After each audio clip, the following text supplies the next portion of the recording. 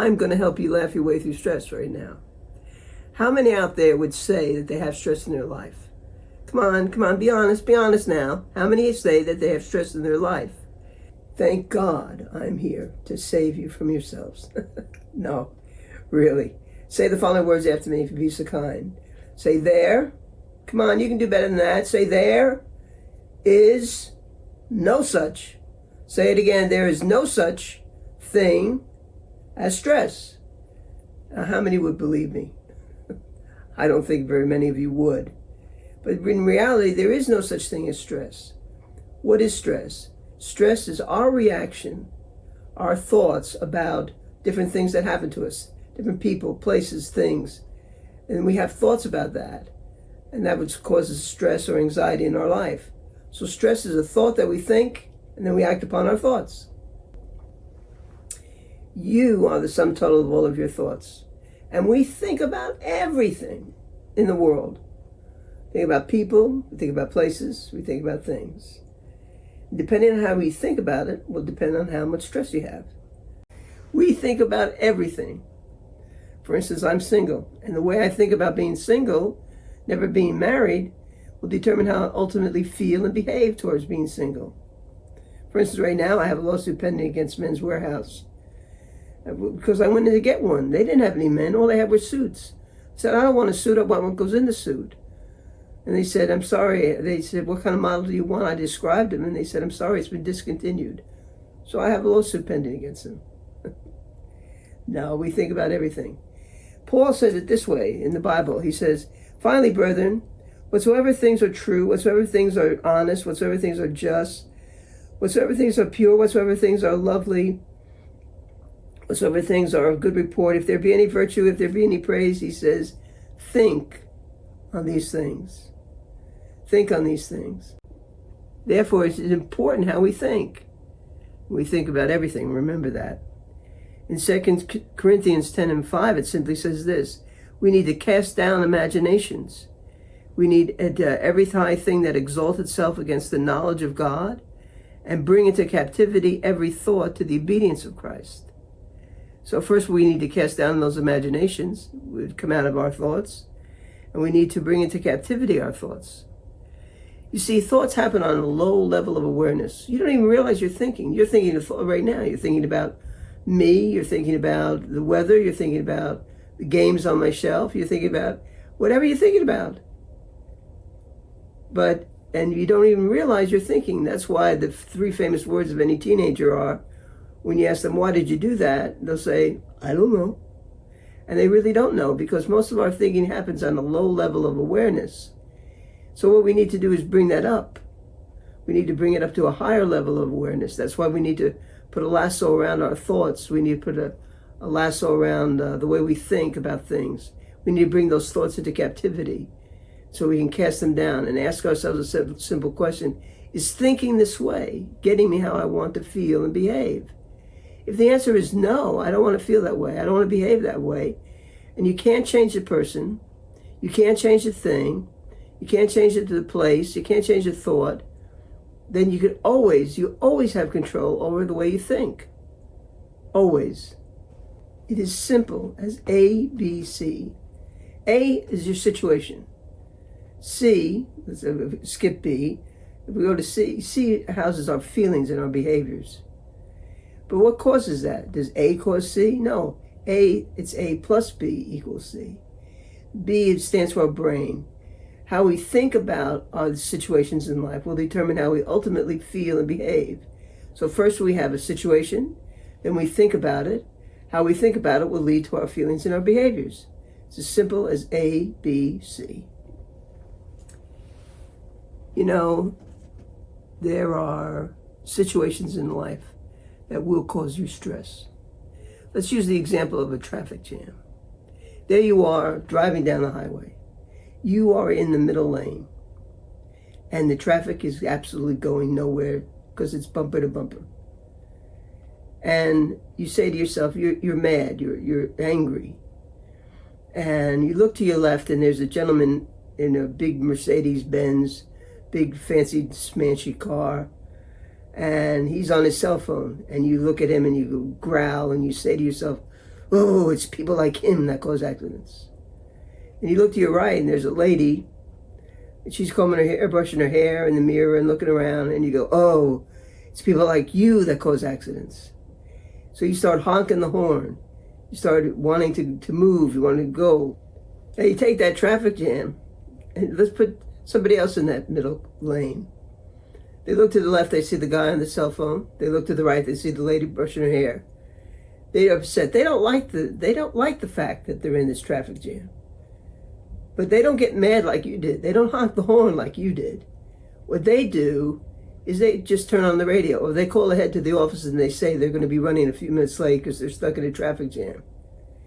The same traffic jam, the same people, well, why different reactions? Simply because of the way the person thought about it. The first person thought angry thoughts. The second person thought thoughts that made him feel more comfortable. Didn't like it, but made him feel more comfortable while he was in it, while he was in the traffic jam. Does that make sense? I hope it does. Now God, in his wisdom, gave us two ways. Everybody say two. He gave us two ways to deal with stress.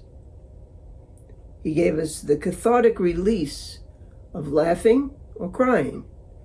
Now, if I had my choice, I'd rather laugh than cry. Now, you do have to be careful when you say the word cathartic, because some people think you're talking about another type of bodily function of a word that rhymes with the word cathartic. It talks about releasing, purging, and letting go.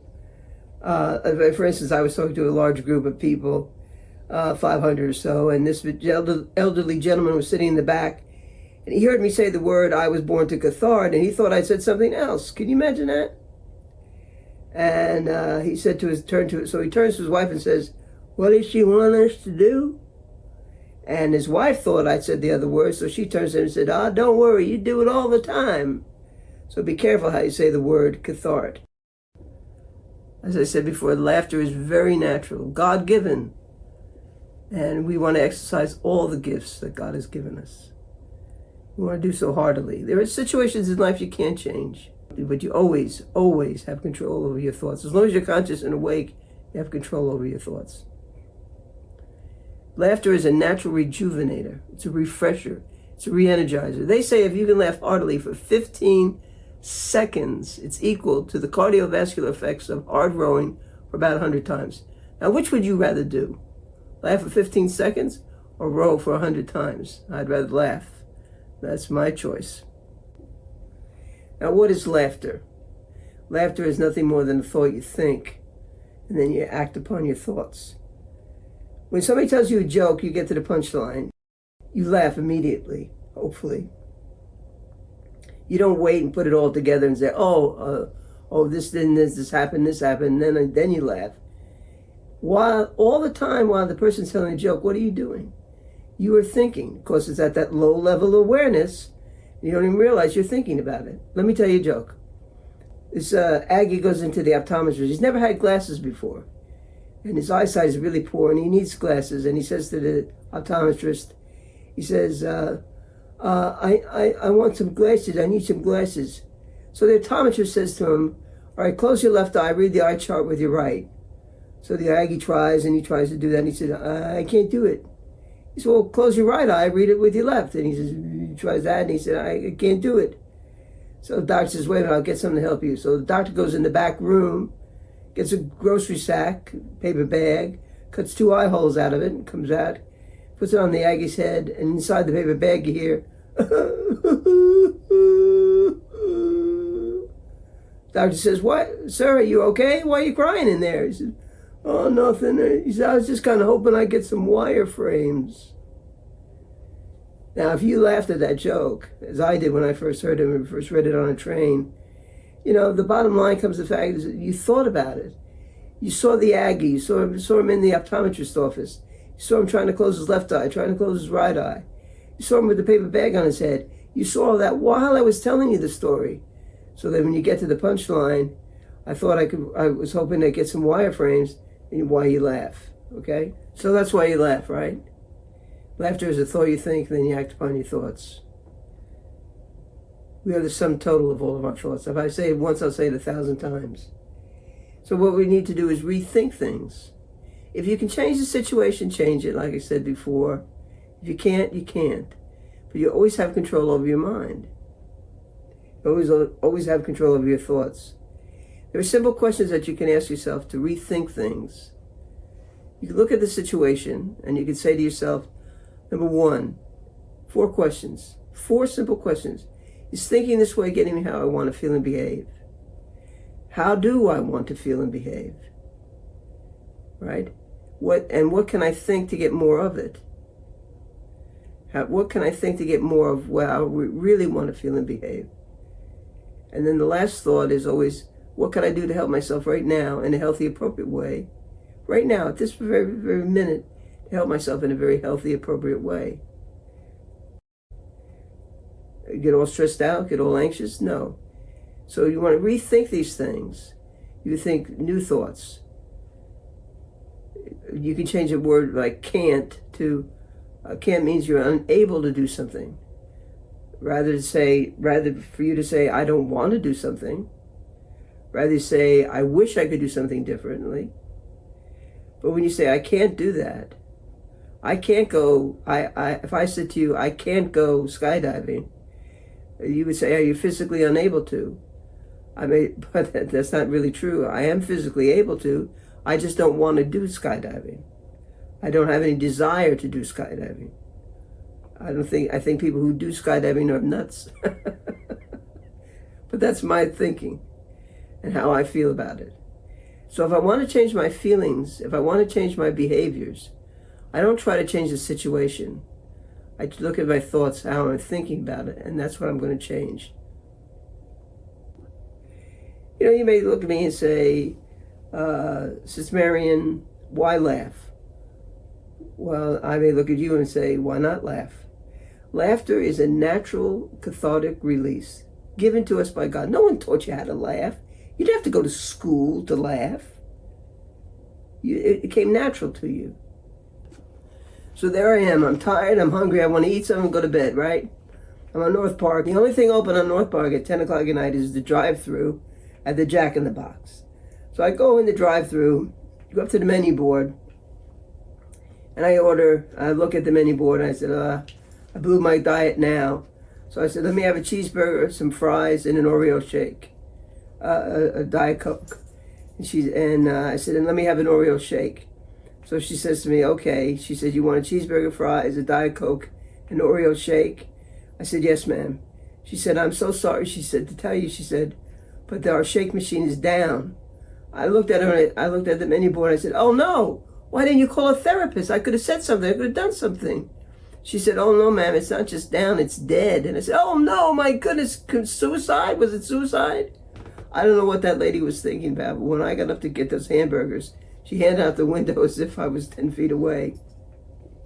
So a little bit of laughter, that little bit was a natural rejuvenator, refresher, and re-energizer for me. And I think when I got home, I didn't even eat that cheeseburger and fries. Stayed on my diet. I had a salad when I went home. But that's what laughter is. Laughter is simply a thought. Now I have a choice in the morning. I have a choice of what I'm going to wear, what I'm going to do, what I'm going to say, where I'm going to go. But the greatest choice that I have every single day of my life is the choice to choose my thoughts. No matter what is happening to me, I can choose how I'm thinking about it. I have to do that. I have to be able to bring into captivity my thoughts, cast down those imaginations. If I do not like the way I'm feeling, if I do not like the way I'm behaving, I'm doing that because of the way I'm thinking. Most depression, most anxiety, most of our mental problems, anxiety, comes from the fact that 90% of it, like I said earlier, comes from the fact of how we think about things. We are controlled by our thoughts. Therefore, we are the interpreters. Everything in life has to be interpreted. You're interpreting me, you're interpreting the video, you're interpreting each other, you're interpreting the situations, you're interpreting the people. Doesn't matter. Everything has to be interpreted. And if I've done, again, how, based upon my interpretation, will come from my thoughts. Can you imagine if you thought things like, getting all upset about this is not going to help me? How would you wind up feeling and behaving? Being anxious or angry prevents me from productive problem solving.